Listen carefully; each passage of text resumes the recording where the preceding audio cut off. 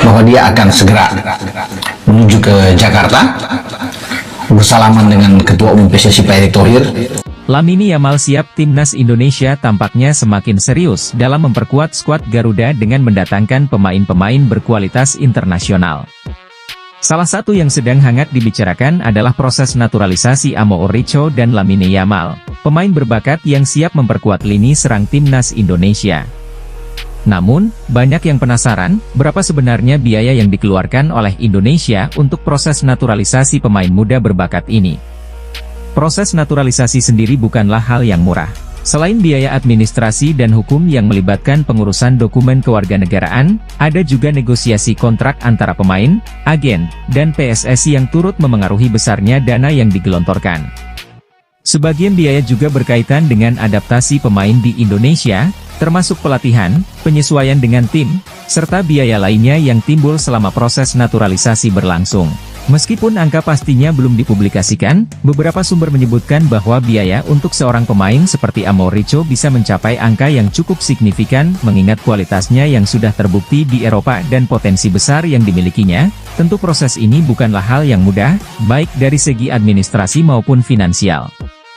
Namun, PSSI jelas berharap investasi ini akan terbayar lunas dengan peningkatan kualitas skuad Timnas Indonesia yang semakin kompetitif di ajang internasional. Menariknya, proses naturalisasi Amo Ouricho bukan hanya soal biaya, tetapi juga strategi panjang PSSI untuk membawa Timnas Indonesia ke level yang lebih tinggi. Dalam jangka panjang, pengaruh pemain-pemain naturalisasi seperti Amo Ouricho bisa memberikan dampak besar dalam mewujudkan impian besar Indonesia, yakni lolos ke Piala Dunia 2026. Dengan begitu banyaknya pemain berbakat yang kini diproses untuk menjadi WNI, Timnas Indonesia semakin berpotensi kuat. Amo Ouricho adalah satu dari banyak pemain yang diharapkan bisa membawa Timnas ke level yang lebih tinggi. Pelatih Timnas Indonesia, Patrick Kluivert, patut memerhatikan Adrian Wibowo, yang bisa menjadi pesaing Rafael Struijk di skuad Garuda. Struijk merupakan salah satu andalan Timnas Indonesia sejak dia dinaturalisasi pada 2023 lalu, dan melakoni debutnya pada Juni 2023 lalu. Dia bahkan bermain melawan Argentina dalam laga uji coba di jendela internasional Juni 2023 tersebut. Sang striker berusia 21 tahun sudah mengemas 22 caps bersama tim senior hingga kini, namun baru melesakkan 1 gol. Perkembangan karirnya pun mengalami kendala di Australia, lantaran Brisbane Roar kerap mencadangkannya. Struijk hanya menghangatkan bangku cadangan Brisbane Roar dalam 4 pertandingan terakhir di Liga Australia. Kendati begitu, Struijk tetap diharapkan dipanggil Patrick Kluivert pada jeda internasional berikutnya, pada Maret mendatang, ketika Timnas Indonesia menghadapi Australia dan Bahrain. Sebab, tak banyak opsi penyerang di skuad Garuda pada saat ini, meskipun Ula Romeni sudah dinaturalisasi. Namun, Patrick Kluivert patut mendengar kabar dari Amerika Serikat, dengan penyerang keturunan Indonesia, Adrian Wibowo, makin mengalami peningkatan karir. Dia telah dipromosikan ke tim senior Los Angeles FC, tim besar di MLS, setelah bermain di level junior alias LAV 2 pada tahun lalu. Penyerang sayap berusia 19 tahun itu sukses mencetak 9 gol dan 6 assist dari 23 penampilan di MLS Next Pro pada musim lalu. Wibowo merupakan penyerang sayap, layaknya Rafael Struijk, dan dia berlatih bersama juara Piala Dunia 2018, Olivier Giroud dan Hugo Lloris, di skuad LAV pada saat ini. Dia ikut mencetak sebuah gol dalam uji coba melawan Phoenix Rising pada 3 Februari 2025 lalu, yang berakhir dengan skor 4-0 dengan Giroud juga ikut mencetak gol. Kabar terkini dari LAV adalah Wibowo termasuk dalam bangku cadangan ketika klub MLS itu mengalahkan tim raksasa Meksiko, Klub Amerika. Dalam laga uji coba yang digelar di BMO Stadium pada Rabu, 12 Februari 2025, pagi WIB tersebut, LAV menang dengan skor 2-1, namun Wibowo tidak bermain sama sekali. Kendati begitu, pengalaman menjadi bagian dari tim inti klub besar Amerika Serikat menunjukkan peningkatan dalam karirnya. Bukan tidak mungkin jika MLS sudah digelar nanti, Adrian Wibowo bakal mendapatkan menit bermain dan Patrick Kluivert patut untuk memerhatikannya. Erda Media Cina prediksi masa depan timnas Indonesia di jelang kualifikasi Piala Dunia 2026 yang berada di grup C. Putaran ketiga kualifikasi Piala Dunia 2026 zona Asia akan kembali berlangsung pada Maret mendatang, dengan persaingan di grup C yang semakin memanas. Grup ini dihuni oleh Jepang, Australia, Indonesia, Arab Saudi, Bahrain, dan Cina. Saat ini, Jepang memimpin klasemen dengan 16 poin tanpa kekalahan, 5 menang, 1 seri, diikuti oleh Australia dengan 7 poin, 1 menang, 4 seri, 1 kalah. Menariknya, Indonesia, Arab Saudi, Bahrain, dan Cina sama-sama mengumpulkan 6 poin, dengan Indonesia unggul dalam produktivitas gol.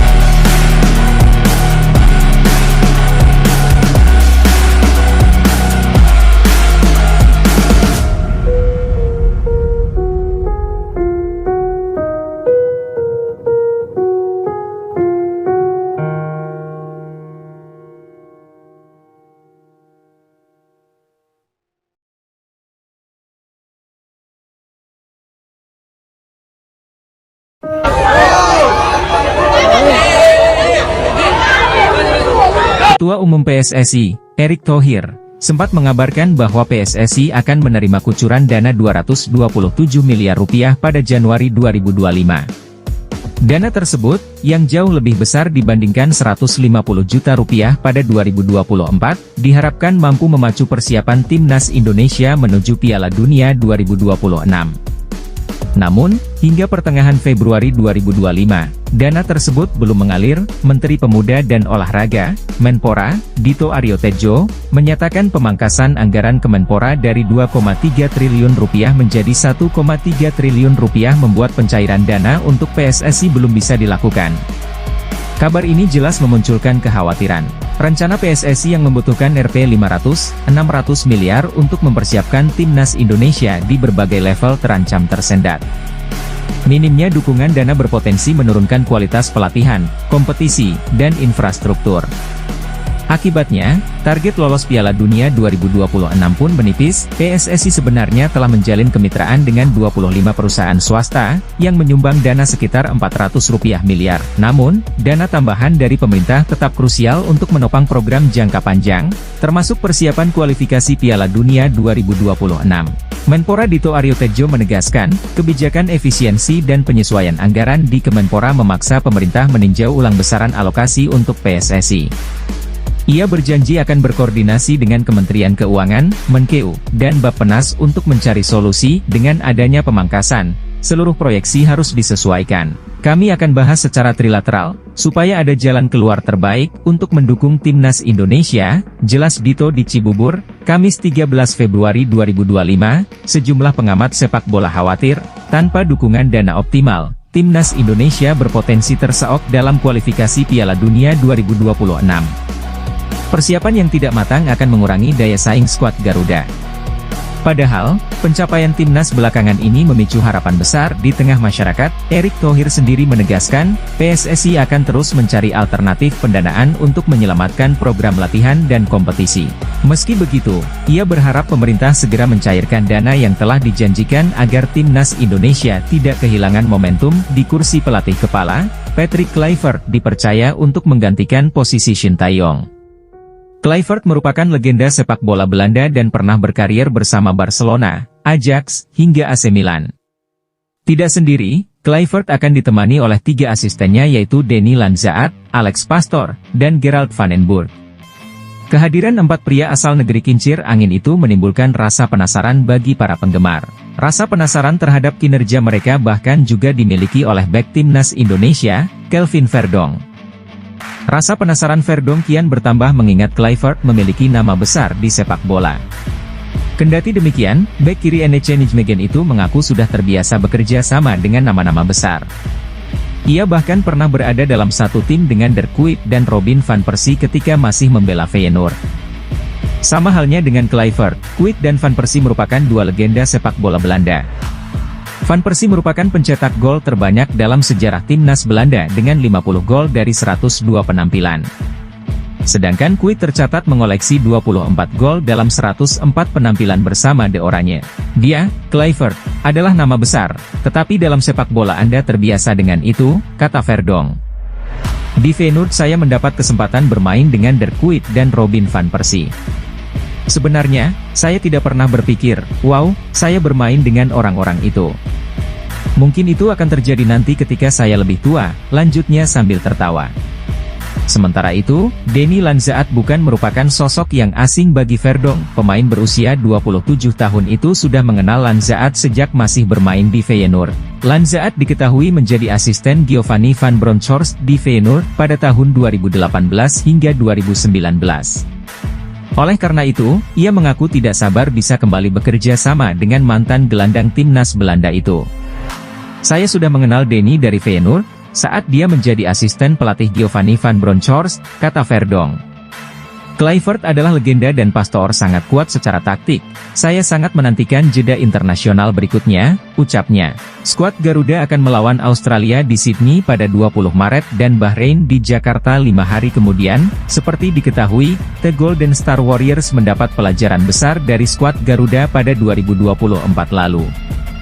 Bagaimana tidak, tim Merah Putih begitu superior di hadapan tim asal negeri Naga Biru itu.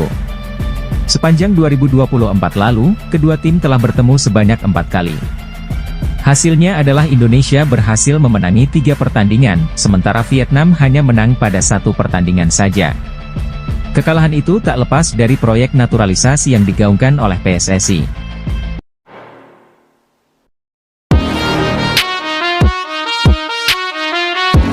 Patrick Kluivert resmi ditunjuk menggantikan Shin Tae-yong untuk menukangi timnas Indonesia.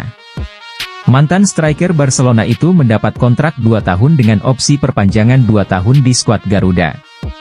Patrick Kluivert merupakan nama yang tidak asing bagi para pesepak bola. Pelatih berusia 48 tahun itu cukup terkenal karena pernah membela sejumlah klub besar seperti Ajax Amsterdam, AC Milan, hingga Barcelona. Dia juga sempat memenangkan gelar prestisius seperti Liga Belanda dan Liga Champions. Melihat nama besar menukangi timnas Indonesia, Kelvin mengaku sangat penasaran. Bek NEC Nijmegen itu turut senang Kluivert memilih skuad Garuda. Saya sangat penasaran, kata Kelvin dikutip dari Forza NEC, Sabtu, 15 Februari 2025. Itu nama besar, tapi dalam sepak bola Anda terbiasa dengan itu. Di Feyenoord, saya mendapat kesempatan bermain dengan Der Kuyt dan Robin van Persie, sambungnya. Saya tidak pernah benar-benar berpikir, wow, saya bermain dengan orang-orang itu. Mungkin itu akan terjadi nanti saat saya sudah dewasa, tambah Kelvin sambil tertawa. Sementara itu, tugas berat sejatinya sudah menanti Patrick Kluivert dan kolega. Timnas Indonesia diketahui sedang berjuang di grup C putaran ketiga kualifikasi Piala Dunia 2026 zona Asia, dengan 4 pertandingan tersisa. Skuad Garuda masih mempunyai peluang untuk lolos sebagai salah satu dari 2 tim teratas atau lewat putaran keempat kualifikasi.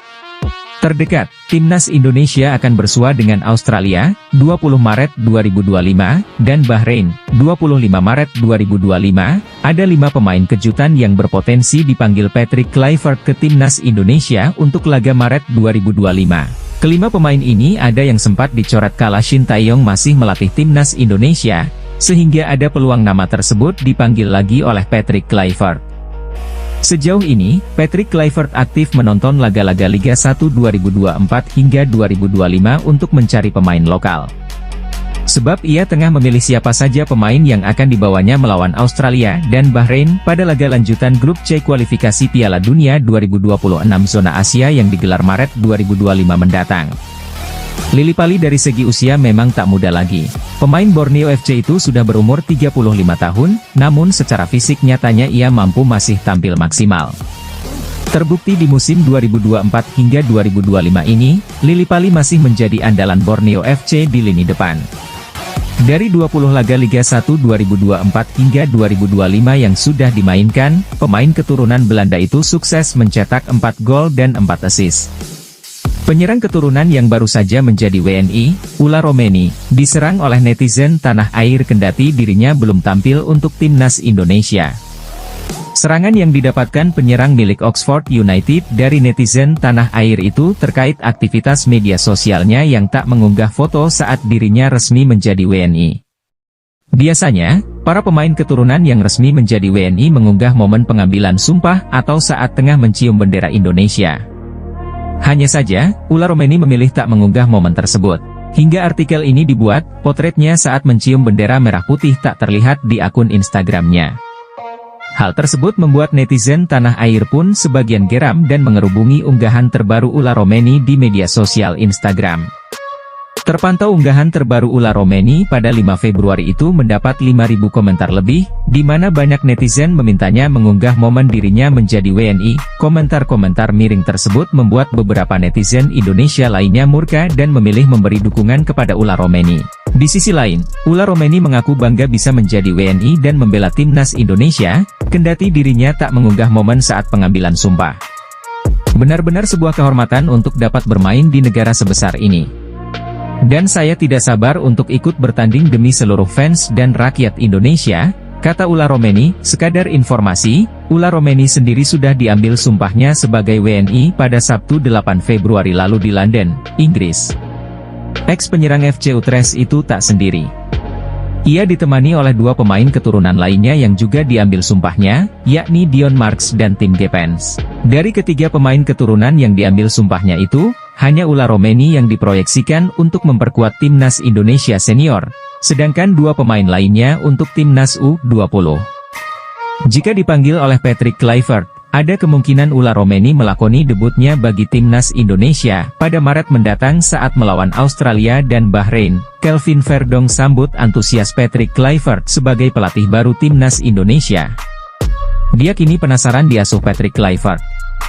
Patrick Kluivert resmi ditunjuk sebagai pelatih timnas Indonesia pada awal Januari 2025. Pemain timnas Indonesia, Kelvin Verdong, mengaku penasaran dengan kiprah pelatih asal Belanda tersebut. Sadil Ramdhani sudah lama tak dipanggil ke timnas Indonesia. Namanya absen semenjak Shin Tae-yong mencoretnya dari Piala Asia 2023. Padahal dari segi kemampuan, Sadil adalah salah satu talenta terbaik Indonesia saat ini. Terbukti Sadil masih menjadi andalan klub Malaysia, Sabah FC hingga sekarang ini. Senasib seperti Sadil, Elkan juga sudah lama tak membela timnas Indonesia. Perselisihan dengan Shin Tae-yong diduga menjadi alasan bek Blackpool FC itu tak juga dipanggil. Kini kursi kepelatihan sudah menjadi milik Kluivert.